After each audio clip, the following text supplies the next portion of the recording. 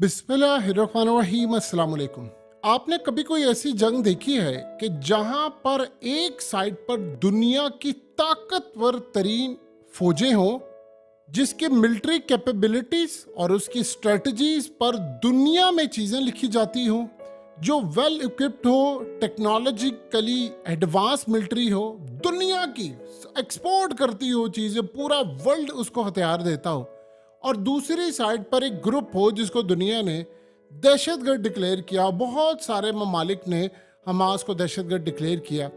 जब उनकी लड़ाई हो तो ये जो मनाजिर आपकी स्क्रीन पर चल रहे हैं, इस तरह के मनाजिर आए सामने कि जहां पर हमास के लोग शोरबा बना रहे हैं, खाना बना रहे हैं जंगलों में और किसी भी जगह पर, और फिर उनके साथ खाना बना रहे हैं और फिर उनके साथ 7 अप की बोतलें पड़ी हुई हैं और वो 7 अप की बोतल पी रहे हैं, खाना बना रहे हैं वहीं पर जहां पर वो लड़ाई कर रहे हैं। यानी वो लकड़ियां जला ले, कोई चीज जला ले, वहीं पर खाना बना रहे, और फिर फोन उठाकर किसी को कहें कि अच्छा मैं जरा खाना खा लूं और 7 अप की बोतल पी लूं, ये जरा मुझे मेरा आखिरी लुकमा, मैं उसके बाद इजराइल की फौजों पर मिसाइल और रॉकेट मारता हूं या मैं उनके ऊपर मिसाइल फायर करता हूं, ये सिर्फ मेरा आखिरी लुकमा है, मैं ज़रा 7 अप की बोतल पी लूँ और मैं ये खाना मेरा ख़त्म होने वाला है और उसके साथ दूसरे भी जो हमारे साथी हैं उनका भी खाना है, चले मेरा खाना ख़त्म हो गया मैं मारता हूँ, और उसके बाद बारी बारी उठे जो कि अच्छा तुम्हारा खाना ख़त्म हो गया, यार एक घूंट देना मुझे 7 अप का, मैं ज़रा पी लूँ तो ज़रा मैदा जो है मेरा ठीक हो जाए, यानी हज़म हो जाए। और उसके बाद वो उठता है, जाता है, मिसाइल रखता है, मार देता है, रॉकेट जाते हैं वो मार देते हैं। आपने दुनिया में ऐसी कोई गोरीला लड़ाई देखी है आज से पहले? हमास को दुनिया की अक्सरियत कंट्रीज ने नहीं, बहुत सारी कंट्रीज ने लेकिन दहशतगर्द डिक्लेयर किया हुआ है और उनका मुकाबला ही कोई नहीं है। आप अंदाजा कर लें कि दुनिया के अंदर होता यह है कि जब कोई मिलिट्री लड़ाई करती है तो उस मिलिट्री का होता यह है कि उसने इंटरनेशनल और ह्यूमैनिटेरियन जो लॉ होते हैं उसको फॉलो कर रहे हैं। इसराइल तो वो करता ही नहीं है, वो तो आता है मारता है, तो गोरीला फाइट करने वाले करते हैं। लेकिन अब सूरत हाल ये है कि हमास की जो स्ट्रेटजी है, उसके टैक्टिक्स जो हैं, वो इसराइल को चैन से जीने नहीं दे रहे, उनकी विक्ट्री नहीं हो पा रही। आप ये देखिए, वो टनल यूज करते हैं, रॉकेट लॉन्च करते हैं, और उसके अलावा सबसे बड़ी बात यह है कि वो वीडियोस ऐसी बनाते हैं और उसके बाद वो दुनिया को क्या पैगाम दे रहे हैं? वो दुनिया को ये पैगाम दे रहे हैं कि देखिए हमारे पास गंवाने के लिए कुछ नहीं है। इजराइल का एक फौजी जो है उसको पैसा मिलता है, उसको ट्रेनिंग मिलती है, उसको चीज़ें मिलती हैं, उनका खाना पीना अमेरिका से लेकर दुनिया की तमाम ममालिक से होता हुआ यहाँ पर पहुँचता है। हमारे पास क्या है?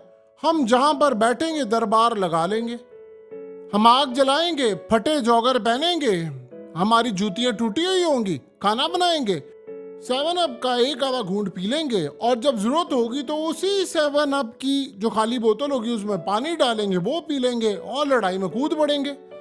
आपने दुनिया में कभी ऐसी लड़ाई देखी है? यानी ये वो नेचर ऑफ गोरीला वारफेयर है जिसके अंदर दुनिया की ताकतवर तरीन फोर्स मार खा जाती है।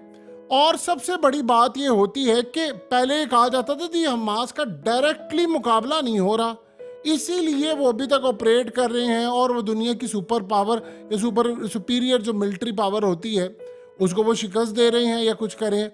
अब तो आप बताइए ना कि डायरेक्ट उनकी लड़ाई हो रही है, और जब वो वीडियो रिलीज कर रहे हैं तो वो ये इनको कह रहे हैं जी असल में ये इंफॉर्मेशन वॉरफेयर है जो कि पब्लिक का ओपिनियन चेंज करने के लिए हो रही है, डोमेस्टिकली और इंटरनेशनल भी, और ये वो टूल यूज कर रहे हैं जिससे वो दुनिया के अंदर शिकस्त दे रहे हैं। अब आप ये देखें कि जब ये वीडियो आई है और वीडियो आने के बाद उन फौजियों ने देखी है कि हमें ये समझ नहीं आ पा रही कि उनको खाना नहीं मिल रहा, वो कहीं भी उठकर, और सबसे बड़ी बात इसमें जो हैरान कुन बात है, ये जो फोन बंदा कर रहा है इस वीडियो में, ये कैसे मुमकिन है?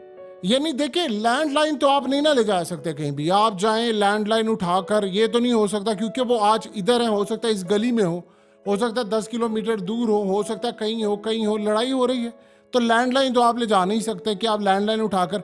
और दूसरा जो फ़ोन होता है जो वायरलेस है टेलीकम्युनिकेशन का, वो यूज़ करते नहीं। इनको स्टारलिंक की जरूरत है। इसका मतलब है क्या उनके पास कोई सैटेलाइट फोन है? सैटेलाइट फोन होता तो अब तक इसराइल उसको ट्रेस कर लेता। अगर है या नहीं है, ये दोनों एक सवाल है। अगर है तो इसराइल अभी तक ट्रेस क्यों नहीं कर पा रहा? अगर नहीं है तो फिर वो किससे बातचीत कर रहे हैं? और वो फोन करके बातचीत कर रहे हैं जी ठीक है बस ये खाना खा ले, हम इसके बाद हम वहां पर एक मिसाइल मारते हैं और ये करते हैं। यानी ये बात अभी तक समझ नहीं आ पा रही कि कैसे अभी तक वो इनको यानी वो ट्रेस ही नहीं कर पा रहे। आप अंदाजा कर लें कि ये सारी की सारी सूरत हाल वो बता रही है कि इजराइल के जो सियासतदान हैं वो वादे कर रहे हैं, फौज असल में उनको वादों को पूरा कर ही नहीं पा रही। नेतन्याहू उठता वो कहता बेफिक्र है, मैं आपके कैदी लेकर आऊंगा। वो अपनी फौज को कहता है कि भाई आप जाओ, और फौज कहती है जी हम क्या करें, हमारे से तो ये लड़ाई खत्म ही नहीं हो पा रही। हमें तो आपने इंटेलिजेंस जो रिपोर्ट दी थी मोसाद की और शिन बैत की, उसमें तो था ही नहीं कि इनके पास इतना कुछ है और ये इस तरह लड़ाई करेंगे, तो हम कैसे करें। अब इस सारी सूरत हाल के अंदर लॉस उनका हो रहा है। दिन शुरू होता है, कोई भी दिन शुरू होता है इजराइलियों का, सुबह उठते हैं वो टीवी लगाते हैं और उसके बाद टीवी के ऊपर वो देखते हैं कि 2-3 बंदे मारे जा रहे हैं, और टीवी के बाद वो सोशल मीडिया देखते हैं तो पता चलता है कि 20-22 टैंक तबाह हो गए हैं, लोग मारे गए हैं और गजा के अंदर फाइट जारी है। उनको ये समझ नहीं आ पा रही कि हम क्या करें। अब आप ये देखिए ना कि वो सर्टेन एरियाज होते हैं वहां पर जाकर वो हमास लड़ाई कर रही है और इसराइल की फोर्सेस कह रही हैं जी हम तो बस बिल्कुल खत्म करने वाले। रोज वो ये बात कहते हैं और 68 डेज हो गए हैं। नेतन्याहू ने कहीं जाना होता है तो सारे उसको कहते हैं कि भाई आपने फोर्सेस ने इनसे सवाल नहीं पूछना कि 7 अक्टूबर को आप कैसे फेल हुए थे, आपके लोग किस तरह मारे जा रहे हैं। आप तो कह रहे हैं हम टनल्स तबाह कर रहे हैं, आप तो कह रहे हैं हमने उनके हथियार कब्जे में ले लिए। तो जब इतनी सारी सूरत हाल हो रही है तो फिर आप ये बता दें कि आप लोग अभी तक हमास को शिकस्त क्यों नहीं दे पा रहे। आपके टीवी मीडिया पर तो ये बात कही जा रही है कि भाई वो डिफीट उनकी तैयार है, लेकिन ये तो बड़ी प्रीमेच्योर सी बात है, ये तो अभी हो ही नहीं रहा। अभी तक किसी भी इसराइली को ये बात यकीन से नहीं है कन्विंस कर सके कि कोई कोलैप्स इनका होने जा रहा है। अब सबसे बड़ी बात यह है कि इजराइल की फोर्सेस प्लान पर अमल दरामद कर रहे हैं, लेकिन जो अवाम की एक्सपेक्टेशंस थी, जो उन्होंने असल में बनाकर रखी थी कि ये तो कुछ भी नहीं है, हम तो दुनिया की ताकतों, वो कहते थे देखो हमारा इसराइल यहाँ पर है और हमारे चारों तरफ दुश्मन है, चारों तरफ हमारे दुश्मन है, और देखो हमने 75 साल से उनके इलाके भी फतह कर लिए, तो हमें तो कोई परेशानी की बात है, तुम सारे अपने अपने मुल्क छोड़कर वापस आओ, अर्ज़ मुकद्दस में निजात हिंदा यहाँ पर आएगा, हम तुम्हें फ़ायदा देंगे। अब आप ज़रा अंदाज़ा कर लें कि इस वक्त सूरत हाल ये हो गई है कि यानी कोई भी वो वीडियोस देख रहे हैं, वो कह रहे हैं हमारी फौज के पास टेक्नोलॉजी है, उनके पास खाने को कुछ नहीं है, और वो जहां पर उनका पड़ाव जंगलों में पड़ा वहीं पर बैठकर वो खाना बना रहे हैं। इसका मतलब है कि वो कह रहे हैं कि बाहर से जो इन्होंने कहा था ना कि इमदाद रोकेंगे, वो इमदाद हमास के हाथ में लग जाएगी और वो वहां से इसको इस्तेमाल करेंगे। वो कह रहे हैं उनको तो खाने पीने का मसला ही नहीं है, उनके पास फोन का कम्युनिकेशन है, वो कौन सी टेक्नोलॉजी वाला फोन इस्तेमाल करें, क्या दुनिया में कोई नई टेक्नोलॉजी यूज हो गई है। फिर उसके बाद खाने पीने का उनको तो जो मिल रहा है वो खा रहे हैं, वो जंगलों के अंदर आग जलाते हैं, लकड़ियां जलाते हैं, खाना पकाना शुरू कर देते हैं। अवाम अब उनसे सिर्फ 2 सवाल पूछती है कि आप नंबर 1 जो हमारी प्रायोरिटी है, आप तमाम कैदियों को लेकर आए, और वो लाने में नाकाम रहे हैं। फिर वो कह रहे हैं कि आप अभी तक हमास को शिकस्त दें, वो भी वो करने में नाकाम रहे हैं। तो आप बताइए कि वो क्या सेल करें जाकर अपनी आवाम को, जब खास तौर पर इस तरह की वीडियोस आती है जिसमें पता ये चलता है कि वो कह रहे हैं कि जी अच्छा जी हम 7 अप की बोतल पी लें, हम एक लुकमा लगा लूँ, मैं ज़रा लुकमा लगा लूँ, तो फिर उसके बाद जैसे आप किसी को कॉल करते हैं भाई तू किधर हो, वो कहता है यार मैं बस आखिरी खाना मैं एक घूंट पी कर आ रहा हूँ। वो कहता है यार अभी तक तुमने किसी ने कॉल की कि अभी ज़रा जल्दी से इजराइल पर हमला करो, कहता है 1 मिनट मेरा बस खाना ख़त्म हो रहा है, मैं एक लुकमा खा लूँ, एक 7 अप का घूंट पी लूँ, तो मैं ज़रा मिसाइल मारता हूँ। यानी आपके लिए यही है कि यार ये पत्थर मारना है, कोई काम जाना है, यार मैं ज़रा खाना खा लूँ, मैं खाना खा के आ रहा हूँ, फिर निकलते हैं।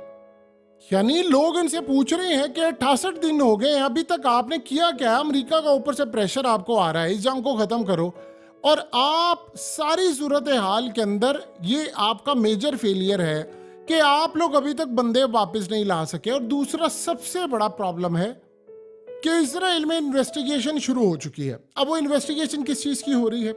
इन्वेस्टिगेशन हो रही है कि 7 अक्टूबर को जो हमला हुआ था उसमें इसराइल के टॉप लेवल के जो ये इसराइल डिफेंस फोर्सेस आईडीएफ के जो ऑफिशियल्स थे वो जिम्मेदारी उठाएं और नेतन्याहू समेत सबको रिजाइन करना पड़ेगा, घर जाना पड़ेगा। इन्वेस्टिगेशन के अंदर ये फेलियर्स और जैसे ही जंग खत्म होती है इन सब को घर जाना पड़ेगा और इसके बाद जेलों में जाना पड़ेगा। वो वहां पर शुरू हो चुकी है और वो कह रहे हैं कि हो सकता है जनवरी के अंदर कोई उसकी रिपोर्ट आ जाए और उसमें पता ये चल जाए कि कौन कौन से बंदे को इंटेलिजेंस मालूमात मिली थी, हुकूमत को कितना पता था, एक दिन पहले हमले से पहले किन जर्नैलों की कमांडरों की मीटिंग हुई थी और सबसे बढ़कर कि आर्मी का जो प्लान था कि हम इसको डिस्पाइट के उनको इंटेलिजेंस मालूमात मिली थी 40 पेजेस की, आप बताइए उस पर आपने क्या काम किया। अब ये जो इन्वेस्टिगेशन हो रही है वो असल में बहुत सारी इंटरनल इनकी जो इन्वेस्टिगेशन टीम्स हैं उसमें ज़्यादातर जो ऑफिसर हैं वो रिटायर्ड ऑफिसर्स हैं आर्मी के और दूसरे यानी नेवी के भी और एयरफोर्स के भी। अब ये जो खास तौर पर याद रखिएगा इनके जो हाई रैंकिंग ऑफिसर्स हैं जनरल स्टाफ लेवल के वो तो रिजाइन उनको करना पड़ेगा। अभी वो उस समय प्रेशर नहीं डाल पा रहे क्योंकि वो दरमियान में फंसे हुए हैं, ना वो आगे जा सकते हैं ना वो पीछे जा सकते हैं। नेतन्याहू और उनका डिफेंस मिनिस्टर वो गुफ्तगू ही नहीं कर रहे कि ऑपरेशन कैसा चल रहा है, क्या नहीं कर रहा, हमने क्या अचीव किया है, कहाँ तक पहुंचे हैं। वो सिर्फ बोंगियाँ मारी जा रहे हैं, अच्छा हम ये कर लेंगे, अच्छा हम वो कर लेंगे। अब क्लियरली इंडिकेट कर रहा है कि हमास अभी तक दूर दूर तक कोलैप्स होती हुई नजर नहीं आ पा रही, इनके पास कोई ऐसी चीज नहीं है। आप एक बात बताएं, जब अमेरिका के साथ अफगानिस्तान की लड़ाई हुई थी तो उसमें क्या कहा गया था? उन्होंने ये कहा था कि एक तरफ ट्रिलियंस ऑफ डॉलर्स और दूसरी तरफ फटे हुए जूते, फटी शलवार कमीज और ये लड़ाई उनकी हो रही है। तो वो कह रहे थे कि आप कैसे हारे। अब आप ये देखें कि इसराइल की जो सबसे बड़ा नफ्सियाती इशू है, ये इंफॉर्मेशन वॉरफेयर में क्या होता है कि आप वीडियोस रिलीज करते हैं और आप अगले बंदे का मोराल गिराते हैं। आप कहते हैं कि देखो यार तुम हमारे साथ लड़ने के लिए आए हो, हमारा कोई घर नहीं है, हमारे पास कोई एम्स नहीं है कि हमने गाड़ियां लेनी है, हमने कोई अमेरिका में सेटल नहीं होना, हम अपना वतन बचा रहे हैं। देखिए उनको ये बात अच्छी तरह पता है, ये दो सिनेरियोस हैं, दो अलग चीजें। इसराइल के पास लैंड है पूरा, अगर वो सारी जिंदगी इस लैंड पर भी गुजारते तो ना किसी मुस्लिम कंट्रीज ने कहना था, शायद हो सकता है हमास भी ना कहती और पैलेस्टीन की जो अथॉरिटी है पीए वो भी ना कहती, महमूद अब्बास और ये बाकी लोग। अब क्या हुआ है, अब प्रॉब्लम क्या है? प्रॉब्लम इस वक्त सबसे बड़ा ये है कि दोनों साइड के ऊपर हालात बिल्कुल डिफरेंट जारी है। यानी आप ये देख लें, इसराइल अगर कभी सारी जिंदगी लड़ाई ना करता, फलस्तीनियों को ना तंग करता, वो कहता अच्छा ठीक है यार जितना लैंड चला गया चले वो चलते रहते। इसराइल की फौजों के पास जो एम और वो गोल था वो इन्होंने कहा था जी आपको खुदाई मदद मिलेगी, आप दुनिया पर राज करेंगे, आप आगे बढ़े। और राज उन्होंने क्या कर रहे हैं, उनके फौजी मारे जा रहे हैं और वो कह रहे हैं मारने वाले वो हैं, वो टनस, यानी वो कहते हैं कि हम कहाँ से करें, हमें कह रहे हैं नक्शे दिए हुए, हमें पीछे डायरेक्शन दी हुई है कि आगे बढ़ो, हम आगे बढ़ते हैं, पीछे से सुरंग से कोई बंदा निकल आता है, हमें पता ही नहीं होता, जहां पर हमारे टैंक्स खड़े होते हैं उनके नीचे से सुरंगों से कोई लोग निकल आते हैं और मारकर गायब हो जाते हैं, ये भी नहीं हमें पता चलता है कहां से। और बाद में वो जो वीडियोस रिलीज करते हैं तो हमें पता चलता है कि हमारे टैंक से आगे जा रहे थे तो पीछे से, साइड से, दाएं से, बाएं से हमें वॉच कर रहे थे, वो इंतजार कर रहे थे और सुरंगों में हमारा वो इंतजार कर रहे थे, हमें पूरी तरह तबाह बर्बाद करने के लिए उन्होंने काम किया। तो इस सारे मामले के अंदर हालात असल में इंडिकेट कर रहे हैं कि चीजें बहुत ही ज्यादा खतरनाक हद तक दोनों ममालिक के लिए खराब हुई पड़ी है। और अगले कुछ अरसे के अंदर आप एक बात को मजीद देखेंगे कि ये जंग बढ़ती जाएगी तो आपको हेनरी किसिंजर याद आएगा। वो बंदा इवल था लेकिन था बड़ा जबरदस्त। इस बात पर जाते मरने से पहले वो कह गया, वो कह रहा था कि मुझे परेशानी है बहुत ज्यादा, इसराइल को क्याम करने में उन जैसों का बड़ा हाथ था। वो कह रहा था मुझे बहुत ज्यादा परेशानी है कि जितनी लंबी ये जंग चलेगी इसराइल तबाह होगा। शायद उसको अंदाजा था कि इसराइल का भरम रखा हुआ है दुनिया के अंदर, हमने पीआर पर फोकस किया, मीडिया कैंपेन ज्यादा चलाई है, उसके ऊपर फोकस किया, इनकी कैपेबिलिटीज नहीं है, लेकिन हमने दुनिया में इनका खौफ बिठाया था और वो खौफ और वो चीजें वो टूट रहा है। जब वो भरम टूट रहे हैं तो दुनिया के अंदर इनका खौफ खत्म हो रहा है। वो कहता था कि मुझे ये परेशानी है कि ये ना हो कि ये सारी जंग लंबी चले, और वो देखे वो जंग चलती जा रही है। अब नेतन्याहू की स्ट्रेटजी यहाँ काम नहीं कर पा रही। आप अगर इस जंग को लंबे अरसे चलाएंगे तो आप ये जंग हार जाएंगे। आपको भी करना था, अब वो अचीव हो नहीं पाया। देखिए, अगर इन्होंने जीतना होता तो 60 से 70 दिन काफी होते। तीसरे महीने में जंग चली गई है उन लोगों के साथ जिनके पास मुकाबले करने के लिए कुछ है ही नहीं। तो इसका मतलब है कि हम दूसरा अफगानिस्तान का एक कार्बन कॉपी चैप्टर यहां पर देख रहे हैं।